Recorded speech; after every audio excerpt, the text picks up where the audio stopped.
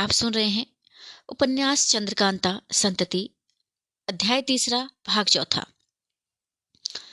किशोरी का दिल रात की बातों का पता लगाने के लिए बड़ा ही बेचैन हो रहा था। किशोरी जैसे ही दालान में पहुंची, सामने से कुंदन को आते हुए देखा। कुंदन ने पास आकर सलाम किया और कहा, रात का कुछ हाल मालूम है या नहीं? किशोरी, सब कुछ मालूम है, तुम्ही ने तो गुल मचाया था। कुंदन, ये कैसी बात कहती हो? किशोरी, तुम्हारी आवाज साफ मालूम होती थी। कुंदन, मैं तो चोर चोर का गुल सुनकर वहां पहुंची थी और उन्हीं की तरह खुद भी चिल्लाने लगी थी। किशोरी, शायद ऐसा ही हो। कुंदन, तो क्या इसमें आपको कोई शक है? किशोरी, बेशक, लो ये लाली भी आ रही है। कुंदन, जो कुछ किया उन्होंने किया। इतने में भी लाली आकर खड़ी हो गई और कुंदन की तरफ देखकर बोली, आपका वार खाली गया। कुंदन, मैंने क्या किया? लाली, बस रहने दीजिए, आपने मेरी कार्रवाई कम देखी होगी, मगर 2 घंटे पहले मैं आपकी पूरी कार्रवाई मालूम कर चुकी थी। कुंदन, आप तो कसम खा। लाली, हाँ हाँ, मुझे खूब याद है, मैं उसे नहीं भूलती। किशोरी, जो हो, मुझे अब 5-7 दिन तक नारंगी की कोई जरूरत नहीं। किशोरी की इस बात ने लाली और कुंदन दोनों को चौंका दिया। लाली के चेहरे पर कुछ हंसी थी, मगर कुंदन के चेहरे का रंग बिल्कुल ही उड़ गया था, क्योंकि उसे विश्वास हो गया कि किशोरी ने भी रात की कुल बातें सुन ली हैं। कुंदन की घबराहट और परेशानी यहां तक बढ़ गई कि किसी तरह अपने को संभाल न सकी और बिना कुछ कहे वहां से उठकर अपने कमरे की तरफ चली गई। अब लाली और किशोरी में बातचीत होने लगी। लाली, मालूम होता है तुमने भी रात भर अय्यारी की है। किशोरी, हाँ, मैं कुंदन की तरफ छिपकर गई थी। लाली, तब तो तुम्हें मालूम हो गया होगा कि कुंदन तुम्हें धोखा देना चाहती है। किशोरी, पहले तो ये साफ नहीं जान पड़ता था, मगर जब तुम्हारी तरफ गई और तुमको किसी से बातें करते सुना तो विश्वास हो गया कि इस महल में केवल तुम ही से मैं कुछ भलाई की उम्मीद कर सकती हूँ। लाली, ठीक है, कुंदन की कुल बातें तुमने नहीं सुनी, क्या मुझसे भी घर जाने दीजिए। हाँ, अब वह समय आ गया कि तुम और हम दोनों यहाँ से निकल जाएं। क्या तुम मुझ पर विश्वास रखती हो? किशोरी, बेशक, तुमसे मुझे नेकी की उम्मीद है, मगर कुंदन बहुत बिगड़ी हुई मालूम होती है। लाली, हाँ, वह मेरा कुछ नहीं कर सकती। किशोरी, अगर तुम्हारा हाल किसी से कह दे तो? लाली, अपनी जुबान से वह नहीं कह सकती, क्योंकि वह मेरे पंजे में उतना ही फंसी हुई है जितना मैं उसके पंजे में। किशोरी, अफसोस, इतनी मेहरबानी रहने पर भी तुम वह भेद मुझसे नहीं कहती। लाली, घबराओ मत, धीरे धीरे सब कुछ मालूम हो जाएगा। इसके बाद लाली ने दबी जुबान से किशोरी को कुछ समझाया और 2 घंटे में फिर मिलने का वादा करके वहां से चली गई। हम ऊपर कई दफे सुना आए हैं कि उस बाग में जिसमें किशोरी रहती थी, एक तरफ ऐसी इमारत है जिसके दरवाजे पर बराबर ताला बंद रहता है और नंगी तलवार का पहरा पड़ा करता है। आधी रात का समय है, चारों तरफ अंधेरा छाया हुआ है। तेज हवा चलने के कारण बड़े बड़े पेड़ों के पत्ते लड़खड़ाकर सन्नाटे को तोड़ रहे हैं। इसी समय हाथ में कमंद लिए हुए लाली अपने को हर तरफ से बचाती और चारों तरफ गौर से देखती हुई उसी मकान के पिछवाड़े की तरफ जा रही है। जब दीवार के पास पहुंची, कमंद लगाकर छत के ऊपर चढ़ गई। छत के ऊपर चारों तरफ 3-3 हाथ ऊंची दीवार थी। लाली ने बड़ी होशियारी से छत फोड़कर एक इतना बड़ा सुराख किया जिसमें आदमी बखूबी उतर जा सके और खुद कमंद के सहारे उसके अंदर उतर गई। 2 घंटे के बाद एक छोटी सी संदूकड़ी लिए हुए लाली निकली और कमंद के सहारे छत के नीचे उतर एक तरफ को रवाना हुई। पूरब तरफ वाली 12 दरी में आई, जहां से महल में जाने का रास्ता था। फाटक के अंदर घुसकर महल में पहुंची। ये महल बहुत बड़ा और आलीशान था। 200 लौंडियों और सखियों के साथ महारानी साहिबा इसी में रहा करती थी। कई दालानों और दरवाजों को पार करती हुई लाली ने एक कोठरी के दरवाजे पर पहुंचकर धीरे से कुंडा खटखटाया। एक बुढ़िया ने उठकर किवाड़ खोला और लाली को अंदर करके फिर बंद कर लिया। उस बुढ़िया की उम्र लगभग 80 वर्ष की होगी। नेकी और रहमदिली उसके चेहरे पर झलक रही थी। सिर्फ छोटी सी कोठरी, थोड़ा सा जरूरी सामान और मामूली चारपाई पर ध्यान देने से मालूम होता था कि बुढ़िया लाचारी से अपनी जिंदगी बिता रही है। लाली ने दोनों पैर छूकर प्रणाम किया और उस बुढ़िया ने पीठ पर हाथ फेरकर बैठने के लिए कहा। लाली, यही है। बुढ़िया, क्या ले आई? हाँ ठीक है, बेशक यही है। अब आगे जो कुछ कीजिए बहुत संभल कर करना, ऐसा ना हो कि आखिर समय में मुझे कलंक लगे। लाली, जहां तक हो सकेगा बड़ी होशियारी से काम करूंगी। आप आशीर्वाद दीजिए कि मेरा उद्योग सफल हो। बुढ़िया, ईश्वर तुझे इस नेकी का बदला दे। वहां कुछ डर तो नहीं मालूम हुआ? लाली, दिल कड़ा करके इसे ले आई हूं, नहीं तो मैंने जो कुछ देखा जीते जी भूलने योग्य नहीं। अभी तो फिर एक दफे देखना नसीब होगा। उफ, अभी तक कलेजा कांपता है।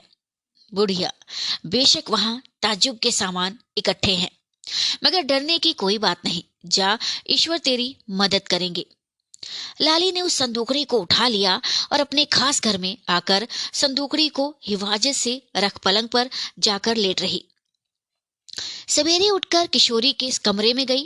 किशोरी, मुझे रात भर तुम्हारा ख्याल बना रहा और घड़ी घड़ी उठकर बाहर जाती थी कि कहीं से गुलशोर की आवाज तो नहीं आती। लाली, ईश्वर की दया से मेरे काम में किसी तरह का विघ्न नहीं पड़ा। किशोरी, आओ मेरे पास बैठो। अब तो तुम्हें उम्मीद हो गई होगी कि मेरी जान बच जाएगी और यहाँ से मैं जा सकूंगी। लाली, बेशक अब मुझे पूरी उम्मीद हो गई। किशोरी, संदूकड़ी मिली?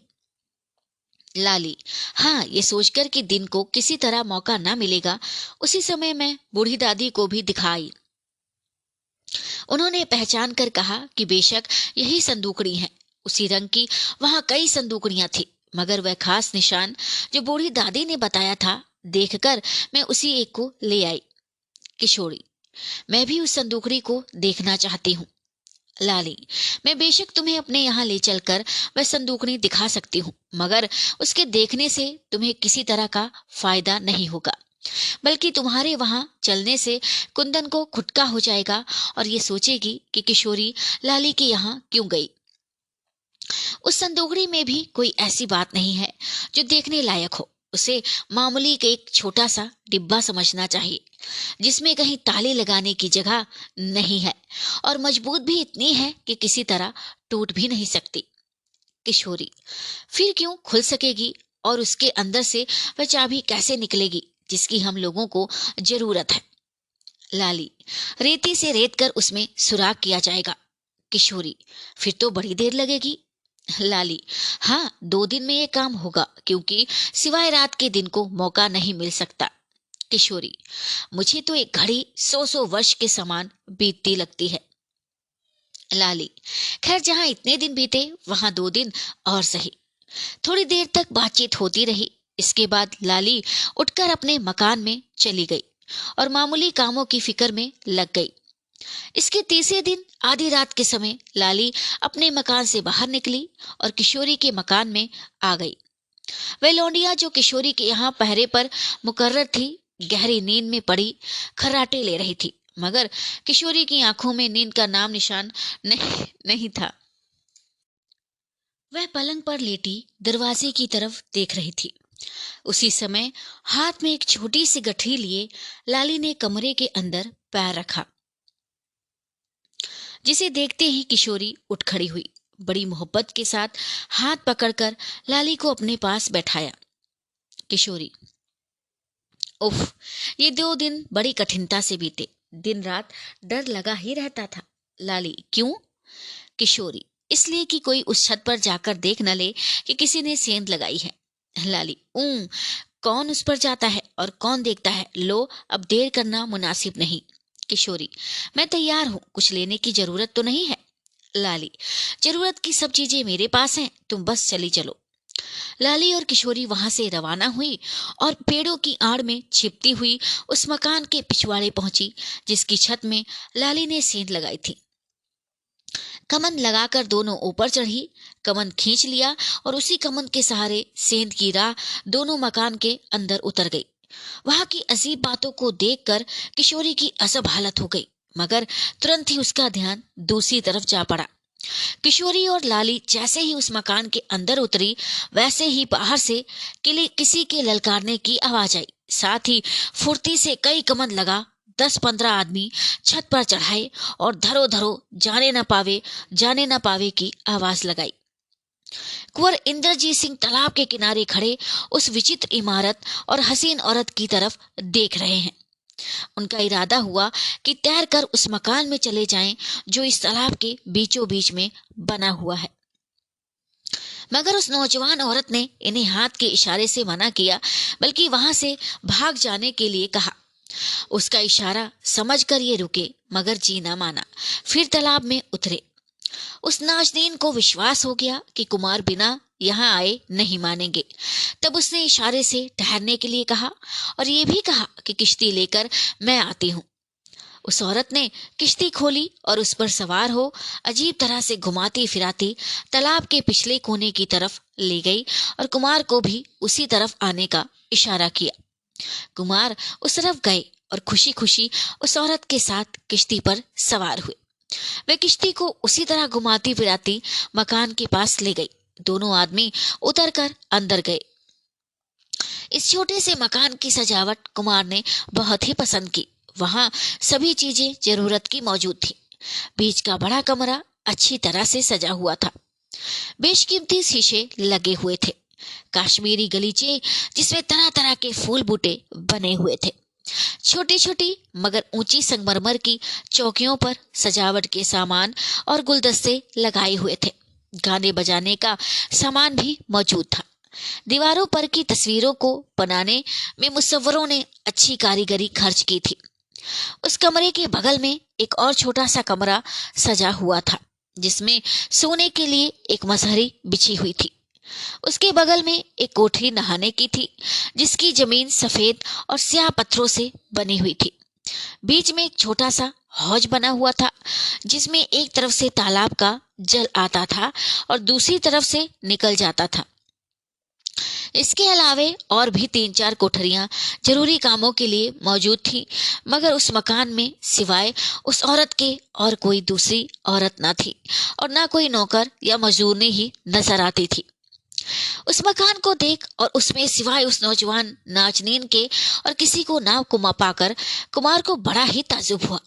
वह मकान इस योग्य था कि बिना 5-4 आदमियों के उसकी सफाई या वहां के सामान की दुरुस्ती हो ही नहीं सकती थी।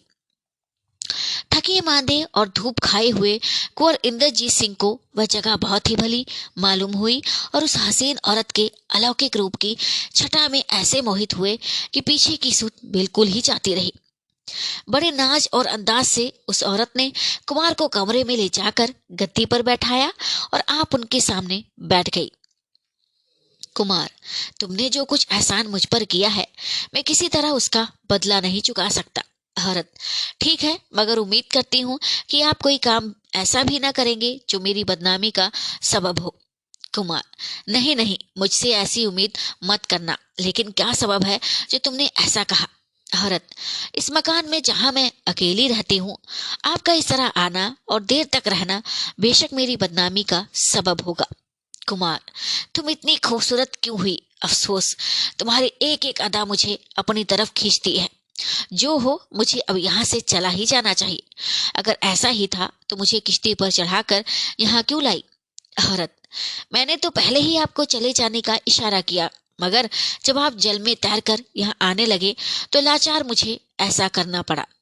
मैं जानबूझकर उस आदमी को किसी तरह आफत में फंसा नहीं सकती हूँ, जिसकी जान खुद एक जालिम अय्यार के हाथ से बचाई हो। आप ये न समझे कि कोई आदमी इस तालाब में तैरकर यहाँ तक आ सकता है, क्योंकि इस तालाब में चारों तरफ जाल फेंके हुए हैं। अगर कोई आदमी यहाँ तैरकर आने का इरादा करेगा तो बेशक जाल में फंसकर अपनी जान बर्बाद करेगा। यही सबब था कि मुझे आपके लिए किश्ती लेकर आनी पड़ी।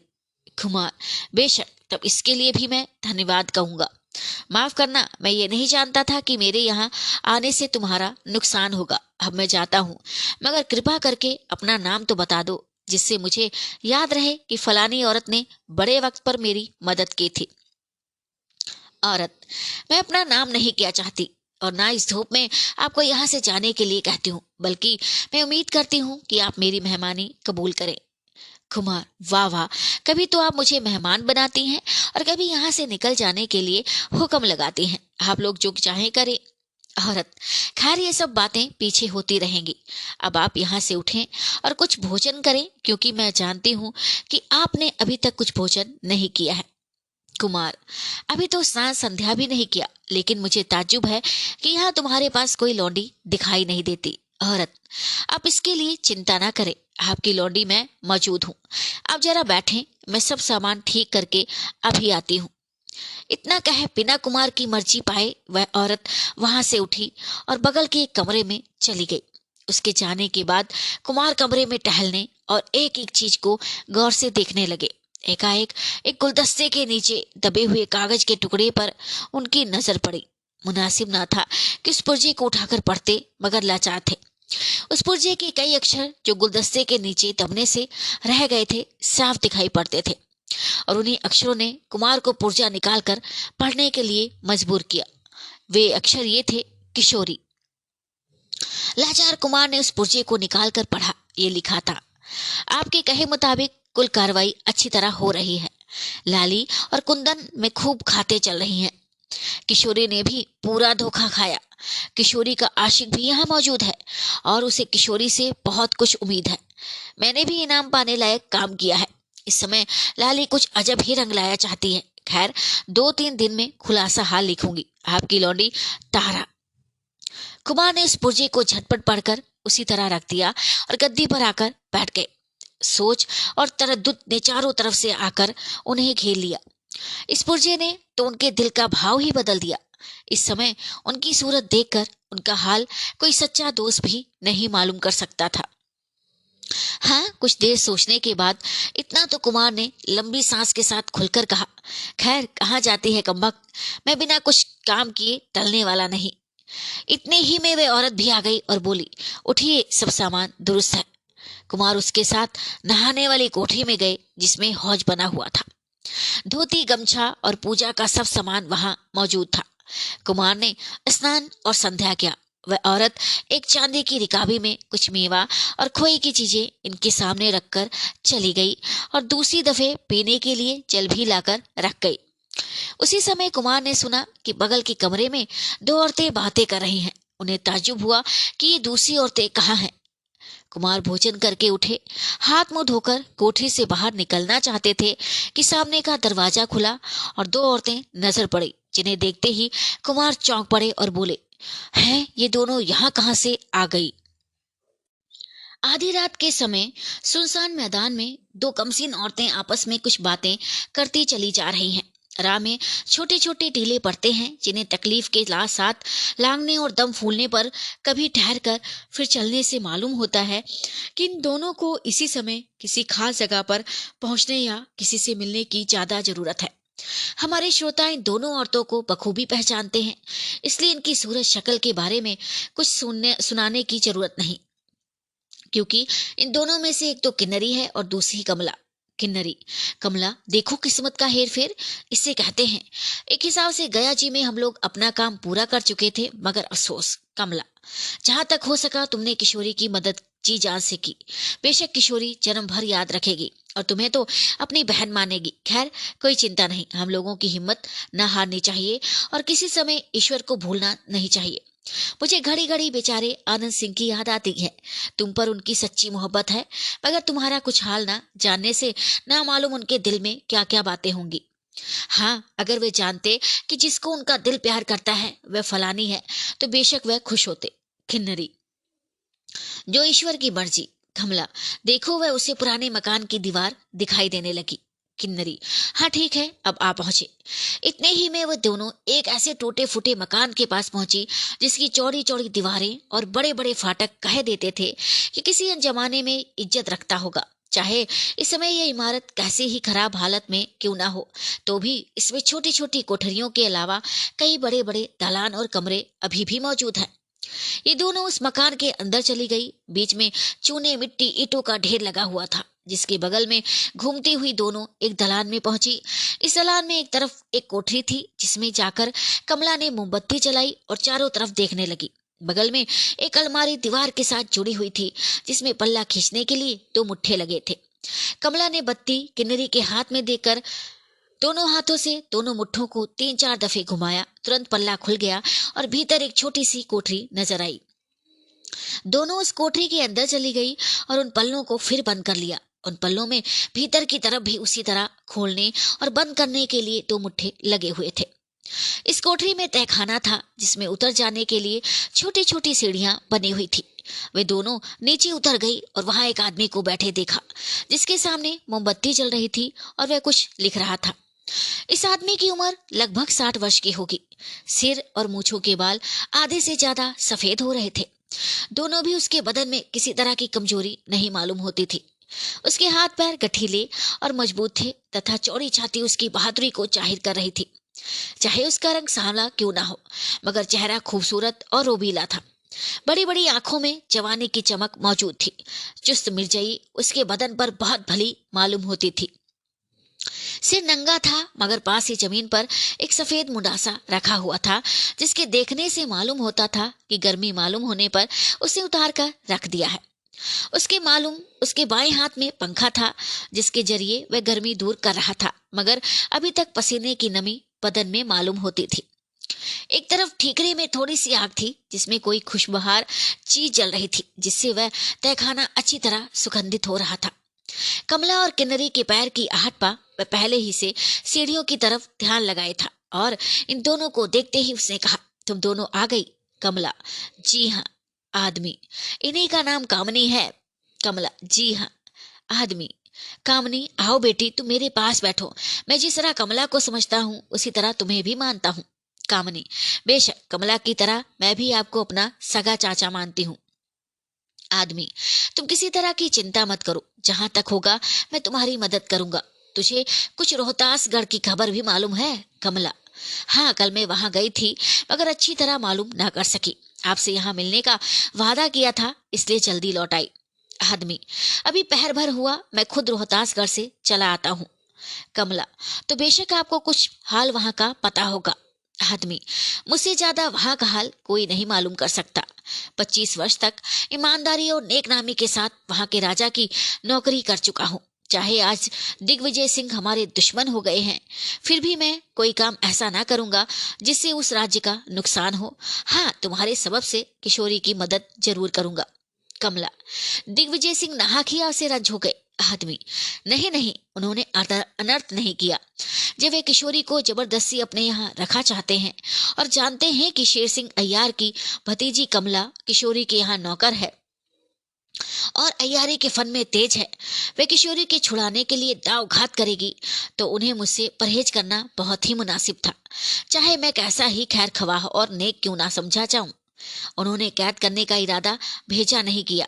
हाय, वह क्या जमाना था कि रणधीर सिंह किशोरी के नाना और दिग्विजय सिंह में दोस्ती थी। मैं दिग्विजय के यहाँ नौकर था और मेरा छोटा भाई तुम्हारा बाप रणधीर सिंह के यहाँ रहता था। आज देखा कितना उल्टफेर हो गया है। मैं बेकसूर कैद होने के डर से भाग तो आया, मगर लोग जरूर कहेंगे कि शेर सिंह ने धोखा दिया। कमला, जब आप दिल से रोहतासगढ़ की बुराई नहीं करते तो लोगों के कहने से क्या होता है? वे लोग आपकी बुराई क्यों करें? शेर, हाँ ठीक है, खैर इन बातों को जाने दो। हाँ, कुंदन बेचारी को लाली ने खूब ही छकाया। अगर मैं लाली का एक भेद ना जानता होता और कुंदन को ना कह देता तो लाली कुंदन को जरूर बर्बाद कर देती। कुंदन ने भी भूल की, अगर वे अपना सच्चा हाल लाली को कह देती तो बेशक दोनों में दोस्ती हो जाती। कमला, कुछ कुंवर इंद्रजीत सिंह का भी हाल मालूम हुआ? शेर, हाँ मालूम है, उन्हें उसी चुड़ैल ने फंसा रखा है जो अजायब घर में रहती है। कमला, कौन सा अजायब घर? शेर, वही जो तालाब के बीच में बना है और जिसे जड़ बुनियाद से खोदकर फेंक देने का मैंने इरादा किया है। यहाँ से थोड़ी ही दूर तो है। कमला, जी हाँ मालूम हुआ, उसके बारे में बड़ी बड़ी विचित्र बातें सुनने में आती हैं। शेर, बेशक वहां की सभी बातें ताज्जुब से भरी हैं। अफसोस, ना मालूम कितने खूबसूरत नौजवान बेचारे बेदर्दी के साथ मारे गए होंगे। इतने ही में छत के ऊपर किसी के पैर की आहट मालूम हुई। तीनों का ध्यान सीढ़ियों पर गया। कमला, कोई आता है। शेर, हमें तो यहाँ किसी के आने की उम्मीद न थी, जरा होशियार हो जाओ। कमला, मैं होशियार हूँ, देखिए वह आया। एक लंबे कद का आदमी सीढ़ी से नीचे उतरा और शेर सिंह के सामने आकर खड़ा हो गया। उसकी उम्र चाहे जो भी हो, मगर बदन की कमजोरी, दुबलेपन और चेहरे की उदासी ने उसे 50 वर्षों से भी ज्यादा उम्र का बना रखा था। उसके खूबसूरत चेहरे पर उदासी और रंज के निशान पाए जाते थे। बड़ी बड़ी आंखों में आंसुओं की तरी साफ मालूम होती थी। उसकी हसरत भरी निगाहें उसके दिल की हालत दिखा रही थी कि रंज, गम, फिकर, तरदुद और नाउमीदी ने उसके बदन में खून और मांस का नाम नहीं छोड़ा, केवल हड्डी ही बच गई हैं। उसके कपड़े भी बहुत पुराने और फटे हुए थे। इस आदमी की सूरत से भलमनसी और सूधाबन झलकता था, मगर शेर सिंह उसकी सूरत देखते ही कांप गया। खौफ और ताज्जुब ने उसका गला दबा दिया। वह एकदम ऐसा घबरा गया जैसे कोई खूनी जल्लाद की सूरत देखकर घबरा जाता है। शेर सिंह ने उसकी तरफ देखकर कहा, आह, आप हैं, आइए। मगर ये शब्द घबराहट के मारे बिल्कुल ही उखड़े पुखड़े शेर सिंह के मुंह से निकले। उस आदमी ने कमला की तरफ इशारा करते हुए कहा, क्या ये लड़की? शेर, हाँ, आप। तुम दोनों जरा ऊपर चली जाओ, ये बड़े नेक आदमी हैं, मुझसे मिलने आए हैं, मैं इनसे कुछ बातें करना चाहता हूँ।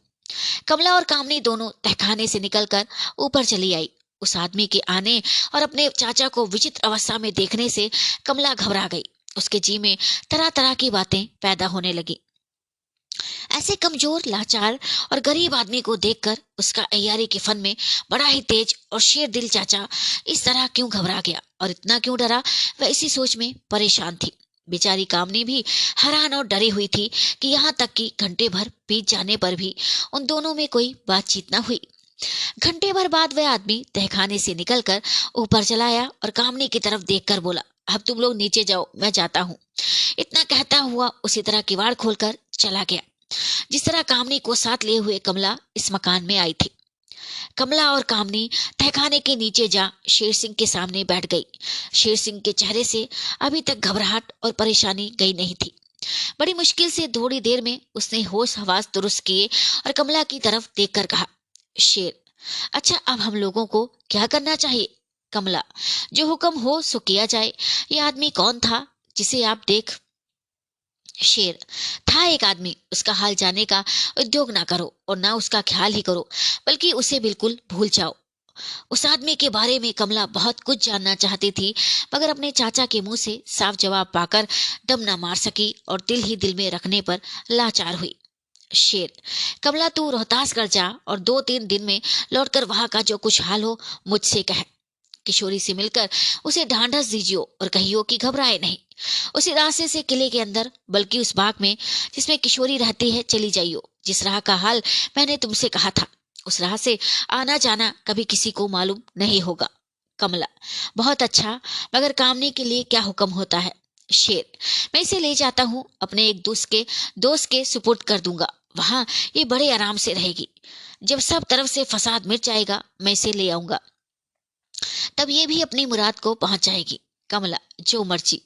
तीनों आदमी तहखाने के बाहर निकले और जैसा ऊपर सुना चुका हूं उसी तरह कोठरियों और दालानों में से होते हुए इस मकान के बाहर निकल आए।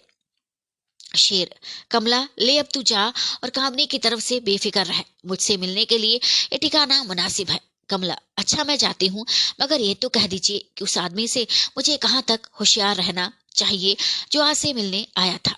शेर, एक दफे तो कह दिया कि इसका ध्यान भुला दे, उसे होशियार रहने की जरूरत नहीं और ना वह तुझे कभी दिखाई देगा।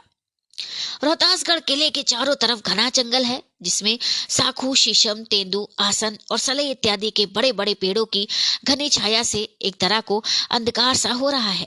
रात की तो बात ही दूसरी है।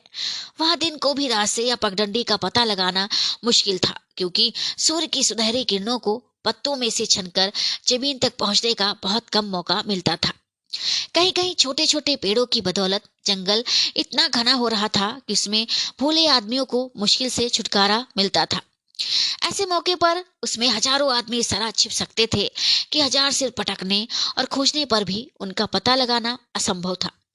दिन को तो इस जंगल में अंधकार रहता ही था, मगर हम रात का हाल लिखते हैं, जिस समय उसकी अंधेरी और वहां के सन्नाटे का आलम भूले भटके मुसाफिरों को मौत का समाचार देता था। और वहां की जमीन के लिए अमावस्या और पूर्णिमा की रात एक ही समान थी।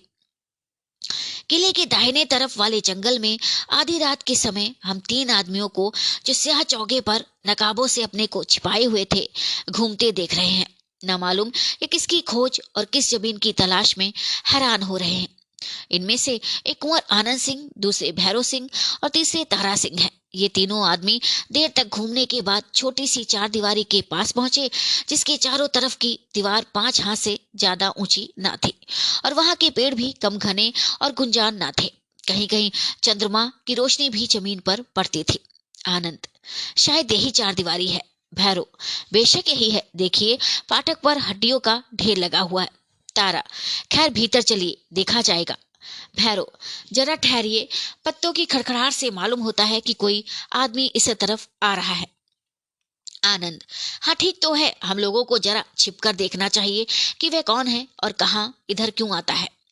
उस आने वाले की तरफ ध्यान लगाए हुए तीनों आदमी पेड़ों की आड़ में छिप रहे और थोड़ी ही देर में सफेद कपड़े पहने एक औरत को आते हुए उन लोगों ने देखा।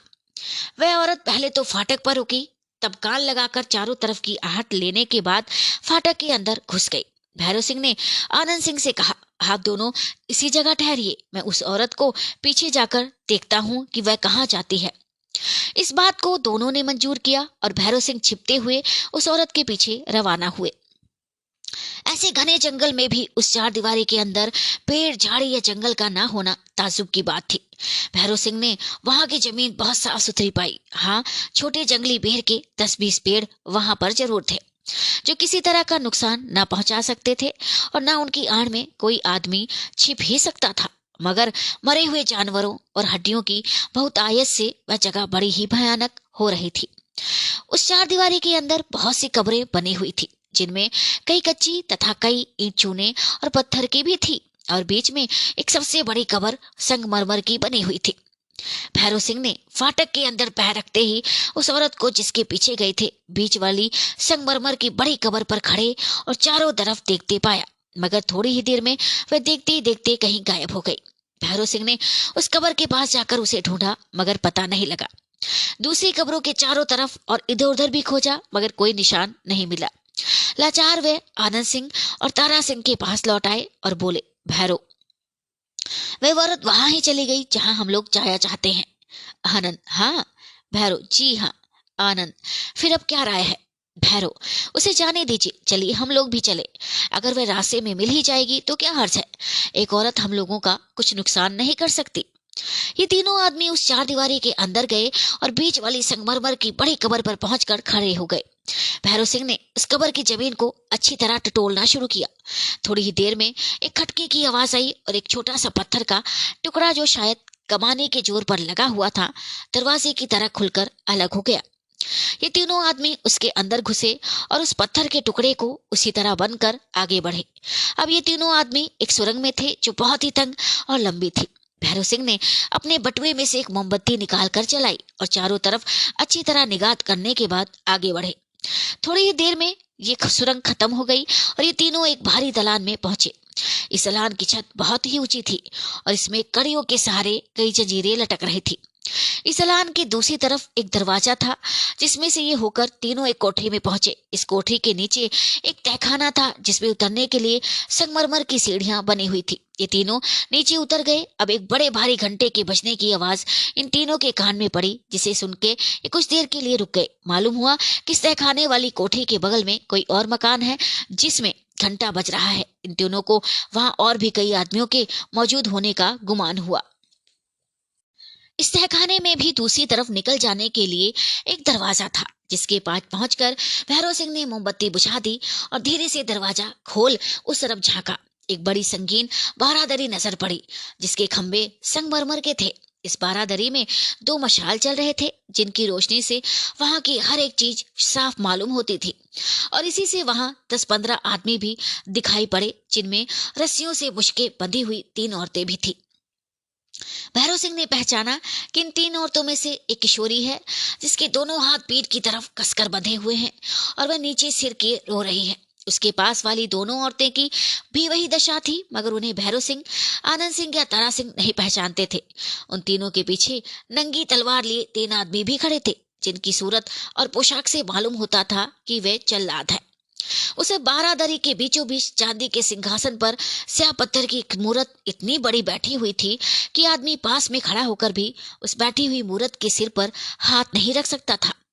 उस मूरत की सूरत शक्ल के बारे में इतना ही लिखना काफी है कि उसे आप कोई राक्षस समझें, जिसकी तरफ आंख उठाकर देखने से डर मालूम होता था। भैरव सिंह, तारा सिंह और आनंद सिंह उसी जगह खड़े होकर देखने लगे कि उस दालान में क्या हो रहा है। अब घंटे की आवाज बड़े जोर से आ रही थी, मगर यह नहीं मालूम होता था कि वह कहां से बज रहा है। उन तीनों औरतों को, जिनमें किशोरी भी थी, 6 आदमियों ने अच्छी तरह मजबूती से पकड़ा और बारी बारी से उस स्याह मूरत के पास ले गए, जहां उसके पैरों पर जबरदस्ती से रखवाकर पीछे हटे और फिर उसी के सामने खड़ा कर दिया। इसके बाद 2 आदमी एक औरत को लेकर आगे बढ़े, जिसे हमारे तीनों आदमियों में से कोई भी पहचानता नहीं था। उस औरत के पीछे जो जल्लाद नंगी तलवार लिए खड़ा था, वह भी आगे बढ़ा। दोनों आदमियों ने उस औरत को स्याह मूरत के ऊपर इस जोर से ढकेल दिया कि बेचारी बेतहाशा गिर पड़ी। साथ ही जल्लाद ने एक हाथ तलवार का ऐसा मारा कि सिर कटकर दूर जा पड़ा और धड़ तड़पने लगा। इस हाल को देख वे दोनों औरतें, जिनमें बेचारी किशोरी भी थी, बड़े जोर से चिल्लाई और बदहवास होकर जमीन पर गिर पड़ी। इस कैफियत को देखकर हमारे दोनों अय्यारों और कुंवर आनंद सिंह की अजब हालत हो गई। गुस्से के मारे थर थर कांपने लगे। थोड़ी देर बाद उन लोगों ने किशोरी को उठाया और उस मूरत के पास ले चले। उसके साथ ही दूसरा जल्लाद भी आगे बढ़ा। अब ये तीनों किसी तरह बर्दाश्त न कर सके। कुंवर आनंद सिंह ने दोनों अय्यारों को ललकारा, मारो इन जालिमों को, ये थोड़े से आदमी हैं क्या चीज। तीनों आदमी खंजर निकाल आगे बढ़ना ही चाहते थे कि पीछे से कई आदमियों ने आकर इन लोगों को भी पकड़ लिया और यही है, पहले इन्हीं की बलि देनी चाहिए कहकर चिल्लाने लगे। तीसरा अध्याय समाप्त हुआ।